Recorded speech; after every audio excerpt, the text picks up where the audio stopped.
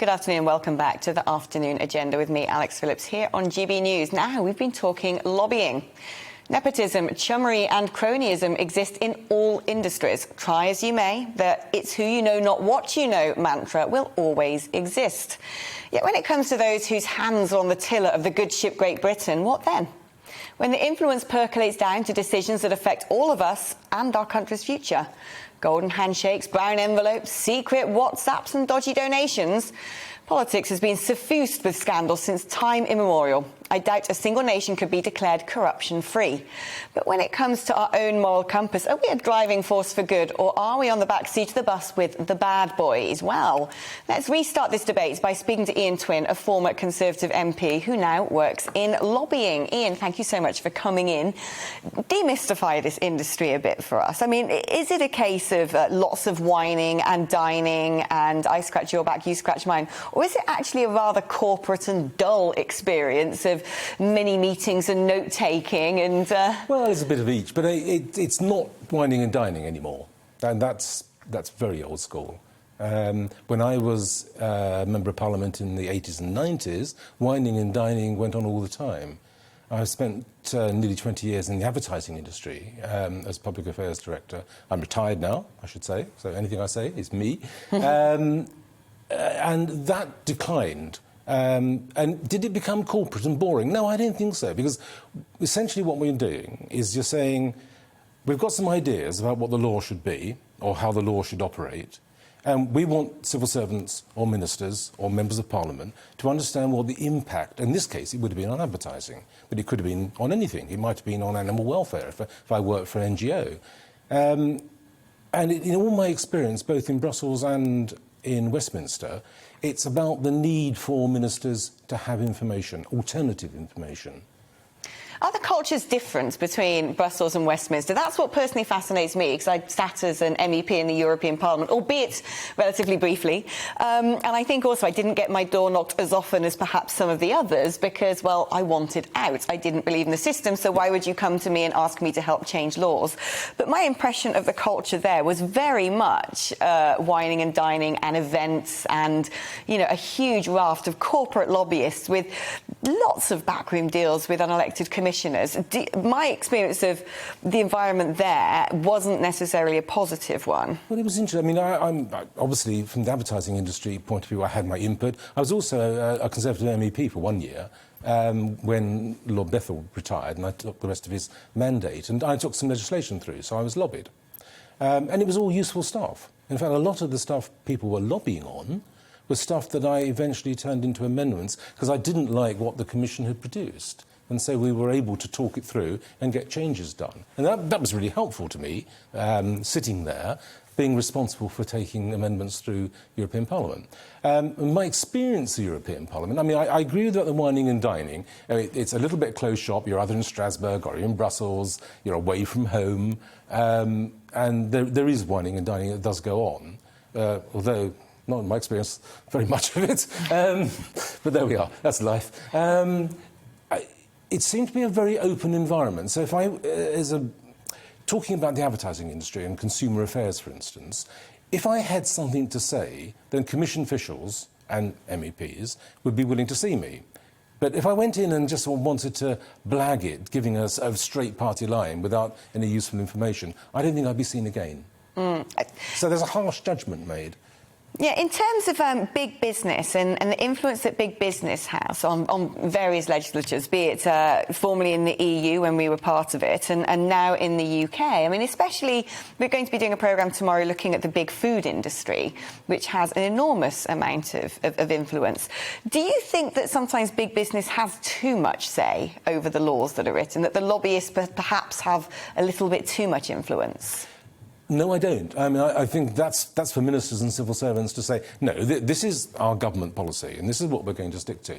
But, for instance, if it were the food industry, they know more about what the direct effect is going to be on their industry, therefore on jobs and on the economy. So ministers and civil servants need to know that.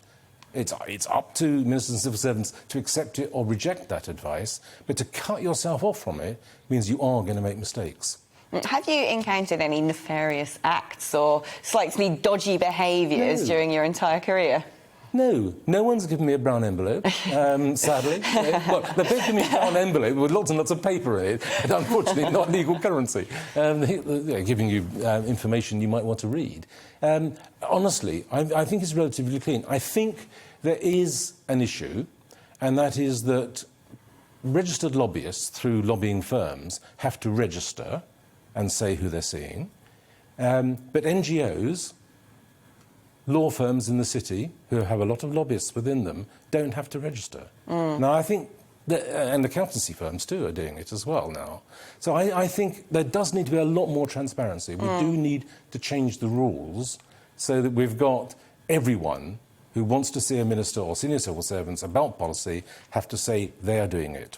There's also these instances of what's known as astroturfing, where one particular organisation might not lobby directly, but lobbies another organisation almost as a sort of cover, and then that organisation takes the issue forward.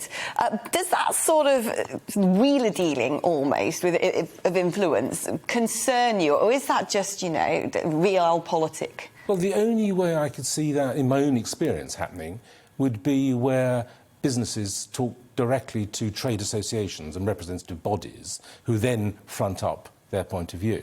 And I think that's quite reasonable, because then the representative bodies are, and for instance, my own, which is in the advertising industry, was talking on behalf of all advertisers, not just one specific one. It's probably healthier that there's a common agreement about what would be best for the industry. What's going to happen if ads are banned on food and drink? Might be interesting tomorrow. What is going to happen to the food and drink industry and the media industry if the government go ahead with heavy-handed banning? But when you have competing interests, I mean, big food is often under fire for things such as the salt and the sugar in their products. And, you know, we've just had who are they being fired at by? Well, it's essentially health bodies. No, it's NGOs. It's pressure groups. But people who raise money to lobby. Yeah, but people who are representing the interests of the nation's health, by and large. That's what they say. That's a claim, but they are pressure groups. And a lot of them do have sensible things to say. But they're not good of their own right. And they don't have to register their interests. And do you think that if just a little bit of tightening up, a little bit of sorting a few things out, improving that register, that's enough? And if we do that, we've got this right. We're a transparent government, we are a non-corrupt government, and the general public can have utmost trust in operations in Whitehall. I think that's right, but one always has to keep an open eye. If things do go wrong, then there has to be a clampdown on the individuals where it's gone wrong, on both sides. You've been on both sides of this fence, which I find remarkable. It's quite common, actually. Yeah, I think for politicians, the famous revolving door. In the areas before all that. But what about things like party donations? What about when you have those fundraiser events and, you know, a businessman happens to be sitting next to someone who would be quite handy for them to have a conversation with? Or what about people who say, you know, Ian, we'd love to see you re-elected. We want to donate to your campaign to do that. What sort of crossing of T's and dotting of I's do you have to do to make sure that you come out smelling of roses? You do have to now come out smelling of roses. And I think there was a time when money did pass hands, and that was very useful. But it depended. It was always going to come out in the end. I remember being called to order once in the House of Commons because I was speaking on behalf of the Lighting Industry Federation, because I was co-chairman with a Labour MP of the all-party Lighting Industries Group. But I had Thorn EMI in my constituency, and they called me out because we had a researcher attached to us. But yeah, it was a fair point to make, I thought. And yeah, I had to apologise to the House that I hadn't been clear that that was the case. So yeah, we do need to be looked at. There shouldn't be any easy rides. Quite. Ian, thank you so much for coming in and essentially reassuring the nation that we're not doing a bad job. Not bad. We're not a bad country. Not all people are bad. It's been lovely talking to you, Ian. Thank you ever so much. Ian Twinn, their former Conservative MP, and moved on to work in public affairs.